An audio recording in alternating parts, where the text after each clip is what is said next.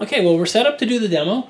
I have the 6/4 maple here, hard maple. I put a floor mat here so that you'd have a black background to hopefully be able to see any chips that might be coming off of there.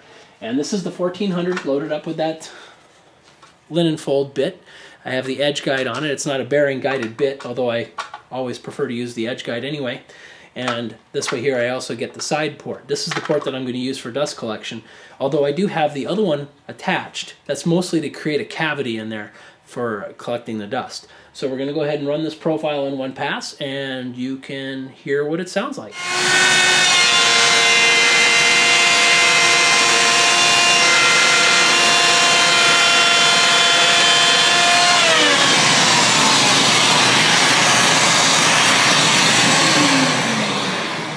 So as you can see, I don't listen to my own instructions very well. I put that on the back by accident until I got halfway through. But this will be a good way to compare how the two work.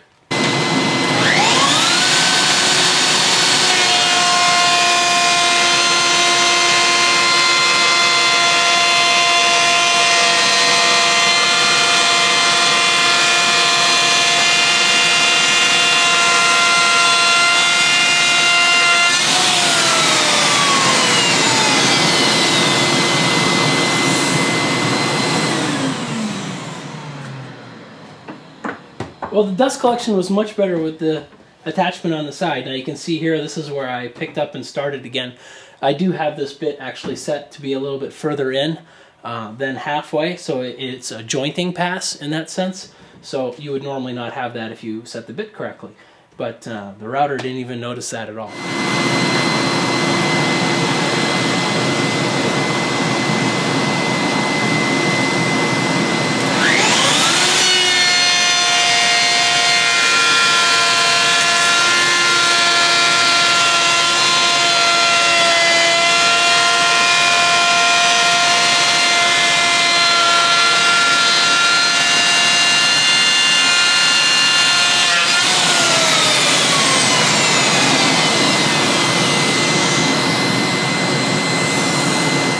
So for anybody who hasn't seen how a bit goes into the Festool with this ratchet lock mechanism, I'll show you here.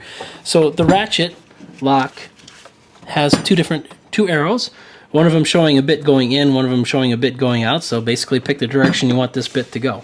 You generally set it down so that the flat part is sitting back there.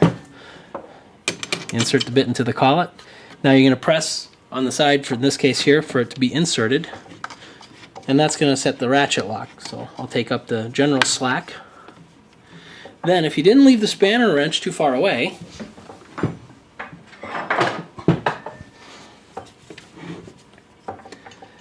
then you take the spanner wrench and just finish it until you snug it up. Okay, here I want to try showing you how the plunge lock mechanism works when you're trying to set this bit to match the profile that we had before. Now this is because I stopped early. So what I'm going to do is I move the router over to the edge, plunge it down. We'll take a look and see, oh, that looks, yeah, that looks kind of close. Actually, I'm going to intentionally, I'll intentionally get that off here, right around there. Now I'm going to drop this lock. Let me spin that a bit so you can see a bit better. I'm on that special turret, and I'm on the one that's bottoming it out. Okay, so I've lowered this down till it locks. I'm kind of close, you know. Lock this into place, and then lock the turret down. Now the plunge stays in the same place. Now what I can do is, looking at it from the side, I can go and adjust this top mechanism. So I can go ahead and lower that down, dial that in. Oh, that's kind of close, so that's kind of close. Yeah, that's starting to fit kind of snug now. That might be it. Now look at it maybe with a light.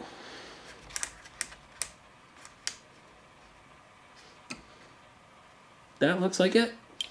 If I don't tip the router on me.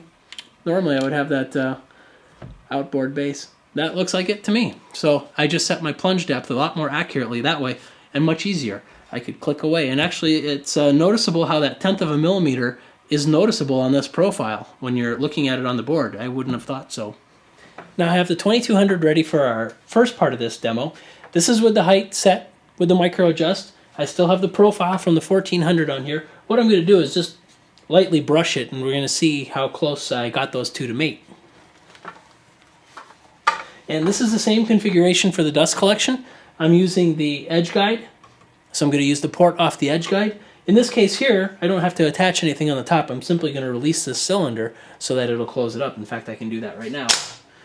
And you can see that that bit is completely enclosed. Let's go tip it in here and do a little bit.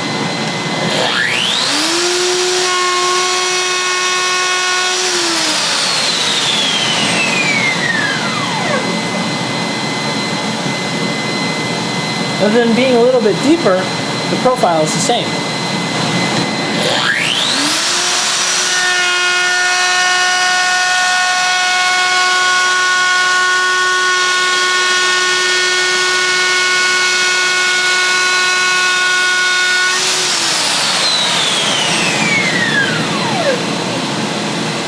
Okay, a quick demo of bottoming out and setting the depth for the dado. The bit's in there, so I just drop this down until it tops out onto the material. Push this down, unlock it first, until it tops on one of these columns. Lock in place, set this to 0. Right, now it doesn't matter if I push it down or not, because now when I release this, I use this other lever, not the one that I adjusted for 0, and I'll scoot this up to 25 millimeters. And lock that in place. Now I'm going to get a 25 millimeter plunge. Okay, I've placed the guide stop here on the other side of the rails, like I had talked about in my OF-1400 review, just to give myself a little bit more stability since this is kind of a goofy small piece of wood here. And it's set to plow a 25 millimeter deep dado groove on the side of this board. So we'll go and see how it goes. Now again, the dust collection connects to the top in this case here, because it's going to be a captured cut. Okay?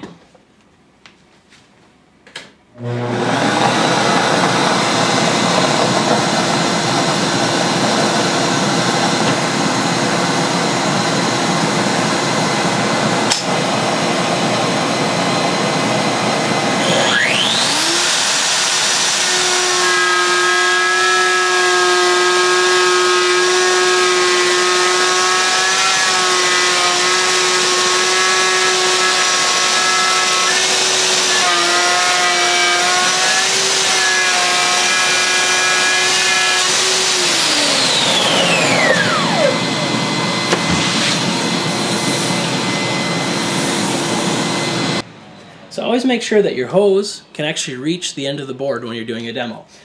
There's some dust piled up in here. No fines really came off too much that I could see, but I was more concentrating on the dado. And if I were to pick you up and let you take a look, so there's that's a 1-inch deep dado. Not a lot of that came out. One pass with the vacuum would take care of it, but that's a clean dado. Okay, we have the same setup now with the OF-1400. 25 millimeter plunger, that same straight bit, just coming in a little bit off the edge. Don't want to waste all this stock.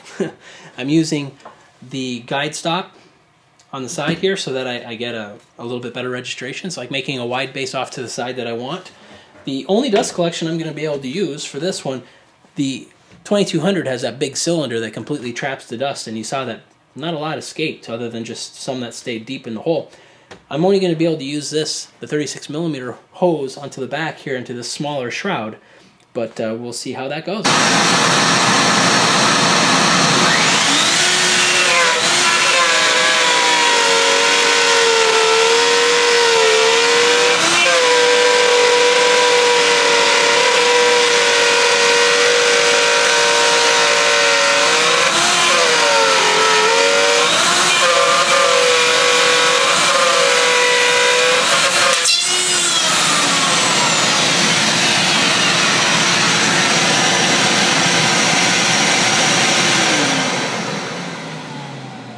Alright, generally didn't really care. I got a little chip here on the end when I stopped and took a look. That was my own fault. I was plowing a pretty small hole. I will actually say I'm impressed with the dust collection on this one. Take a look on this. So here's the dado that was left by the 1400. Very clean. I'm very surprised that there was no dust left behind.